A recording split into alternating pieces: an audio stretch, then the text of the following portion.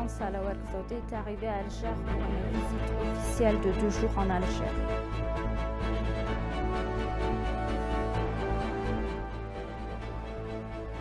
L'Éthiopie et le Soudan ont convenu de résoudre leurs différends.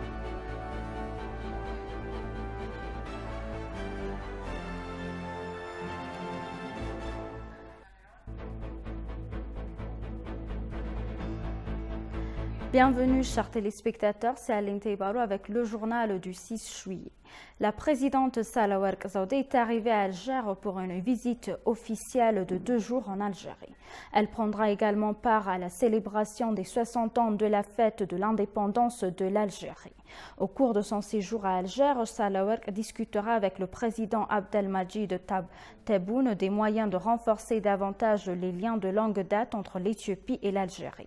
L'Algérie était une colonie française depuis 1830 et a pu recouvrir son indépendance le 5 juillet 1962 après des années de lutte armée de grands sacrifices. Le pays célèbre chaque année sa fête d'indépendance le 5 juillet. La cour d'indépendance a duré 8 ans et ce fut l'une des périodes les plus longues et les plus dévastatrices de l'histoire algérienne, se terminant en 1962. La nation a célébré mardi son 60e jour d'indépendance avec divers événements dans un immense défilé militaire en présence de plusieurs dignitaires étrangers.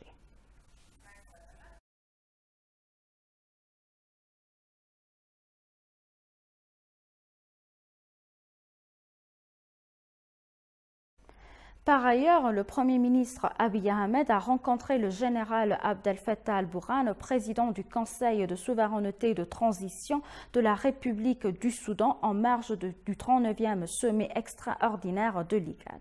Les deux hommes ont discuté des questions régionales et bilatérales actuelles d'intérêt commun selon le bureau du Premier ministre.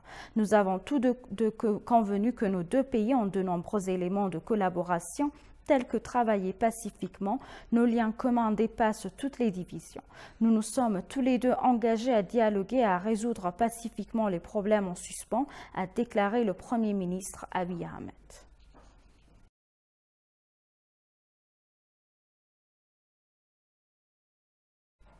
L'Éthiopie et le Soudan ont convenu de résoudre leurs différends, y compris les différends frontaliers, par des discussions pacifiques. Le Premier ministre Abiy Ahmed et le président du Conseil de souveraineté et de transition du Soudan, le général Abdel Fattah al-Burhan, ont eu des discussions en marge du sommet à l'IGAD à Nairobi.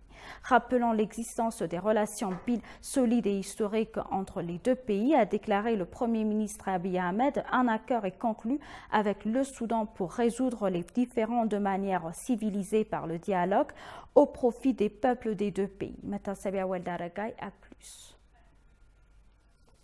Le Premier ministre Abiy Ahmed a rencontré le général Abdel Fattah al-Burhan, président du Conseil de souveraineté et de transition du Soudan, en marge du 39e sommet extraordinaire de l'IGAD. Les deux dirigeants ont discuté des questions régionales et bilatérales actuelles entre l'Éthiopie et le Soudan. Rappelant l'existence d'une base solide et historique de longue date des deux pays, a déclaré le Premier ministre Abiy Ahmed, un accord est conclu avec le Soudan pour résoudre ensemble le différend actuel des pays.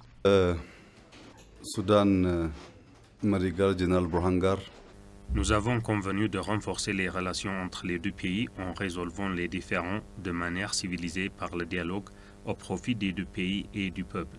Nous avons promis que nos dirigeants résoudraient les conflits de manière pacifique et nous avons convenu aussi de nous abstenir de toute action susceptible de conduire à un conflit.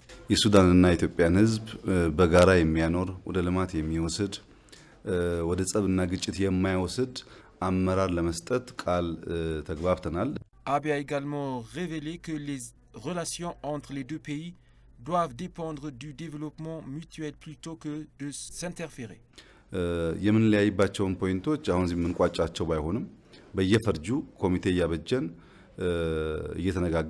Toutes les questions que nous avons soulevées ne peuvent pas être abordées en même temps, mais nous établirons un comité pour résoudre certaines questions par le dialogue et les négociations d'une manière qui respecte les principes internationaux. Surtout, les deux pays n'interfèrent que sur l'agenda de développement et de paix qui peut promouvoir la relation de longue date. Nous nous sommes mis d'accord de cette manière. On peut dire que la discussion d'aujourd'hui est fructueuse. ውይይቱ ላይም የተሻለ መግባባት ነው ያለው ከወንድም የሱዳን ህዝብ ጋር በትብብር ለመልማት በሰላም ለመኖር ያለንን መሻት ለማየት ሞክረናል በዚሁ አግባብ እንደሚፈታም ተስፋ እናደርጋለን Le président du Conseil souverain de transition du Soudan, le général Abdel Fattah al-Burhan, pour sa part, a déclaré qu'ils sont parvenus à un accord pour relever à l'amiable les défis observés ces derniers jours entre les deux pays.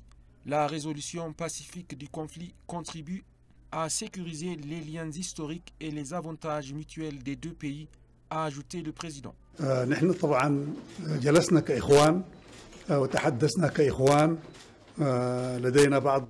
En tant que frères, nous nous sommes assis et avons discuté ensemble d'un certain nombre de questions. Il y a eu quelques conflits au cours des derniers jours liés aux questions frontalières. À l'heure actuelle, nous avons convenu de résoudre pacifiquement tous les conflits. Il y a tellement d'indices que notre relation est solide et historique. Nous devons résoudre nos conflits en gardant l'intérêt mutuel des deux pays. Al-Burhan a réitéré qu'ils ont convenu de s'attaquer au conflit en donnant la priorité au dialogue puisque personne ne peut bénéficier de la guerre. Il a enfin suggéré de résoudre les problèmes du grand barrage et de frontières par le dialogue. الموضوعات القائمة بيناتنا كلها فيها منافع مشتركة يجب أن نعلي هذه المنافع المشتركة. Les peuples des deux pays seront avantagés si nous résolvons les problèmes en discutant. Nous sommes parvenus à un accord pour résoudre pacifiquement les différends concernant le grand barrage de la Renaissance et la frontière. La guerre ne peut rien résoudre.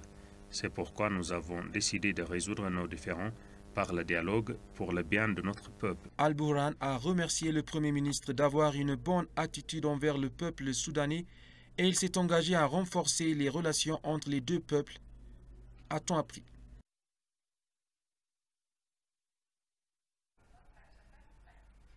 La 39e sommet assemblée extraordinaire des chefs d'État et de gouvernement de l'IGAD s'est tenue hier à Nairobi, au Kenya. Le Premier ministre Abiy Ahmed et sa délégation ont également assisté au sommet du bloc régional.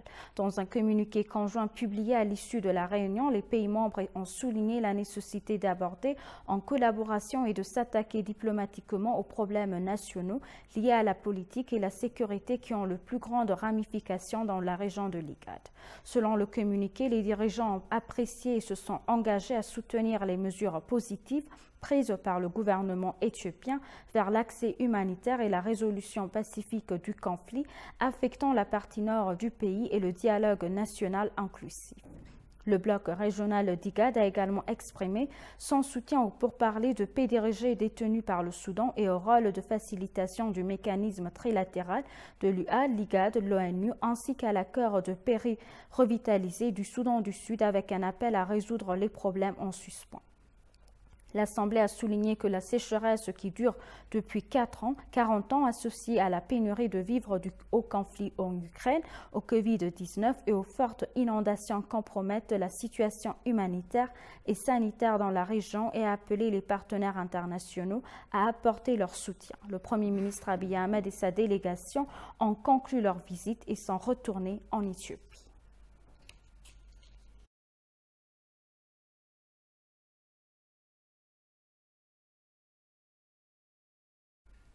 L'autorité intergouvernementale pour le développement a salué les mesures positives prises par le gouvernement éthiopien pour faciliter l'acheminement de l'aide humanitaire aux victimes du conflit dans le nord du pays.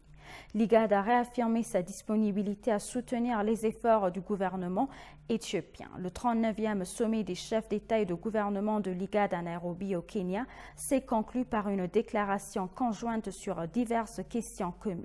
D'autre part, la conférence a salué le dialogue autodirigé et dirigé par les Soudanais et les décisions du gouvernement pour résoudre la crise politique au Soudan.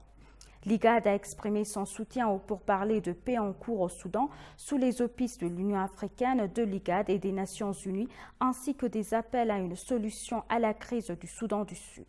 Les dirigeants de l'IGAD ont discuté de la sécheresse sans précédent dans la région en 40 ans et ont souligné la nécessité pour les États membres de travailler ensemble pour trouver une solution durable à la crise. Le 39e sommet des chefs d'État du gouvernement de l'IGAD s'est conclu par une déclaration conjointe sur diverses questions communes.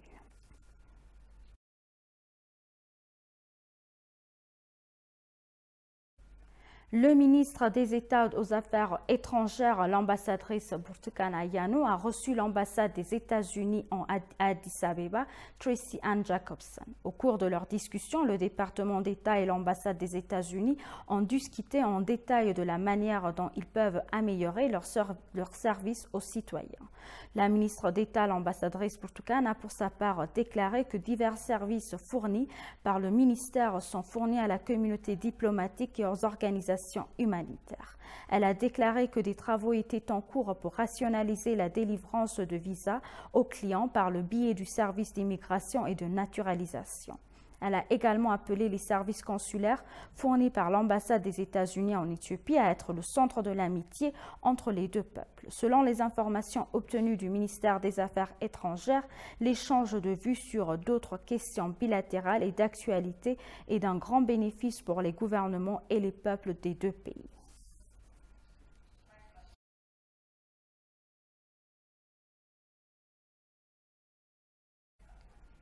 TexWorld est l'un des principaux salons textiles au monde. L'exposition de cette semaine rassemble des milliers d'acteurs internationaux de l'industrie du textile, de l'habillement et de la mode d'Éthiopie, de Chine, d'Inde, de Turquie, du Bangladesh et d'autres pays.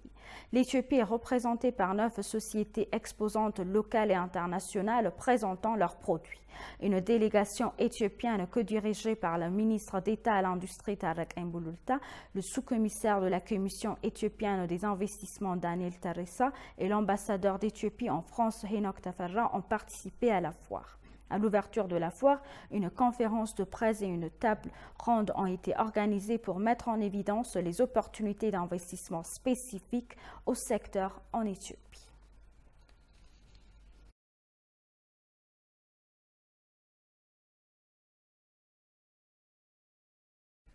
Et pour conclure le journal, lors de sa session extraordinaire, le Conseil des ministres a réexaminé la décision antérieure de mettre en œuvre l'ajustement des prix et les subventions du carburant afin de réduire progressivement le fardeau de la dette. Le Conseil a également déclaré que l'ajustement des prix du carburant et la mise en œuvre de subventions ciblées doivent être effectives le mercredi 6 juillet 2022. Cela exclut les véhicules du transport public afin de ne pas affecter le segment de la société à faible revenu.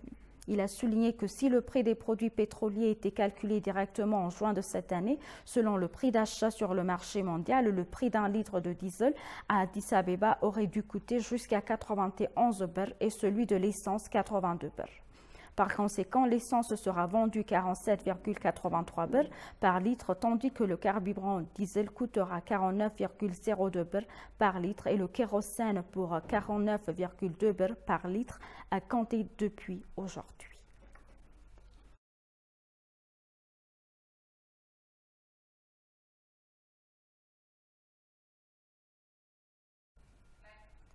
Chers téléspectateurs, nous vous rappelons les titres principaux. La présidente Sahlawarq Zewde est arrivée à Alger pour une visite officielle de 2 jours en Algérie.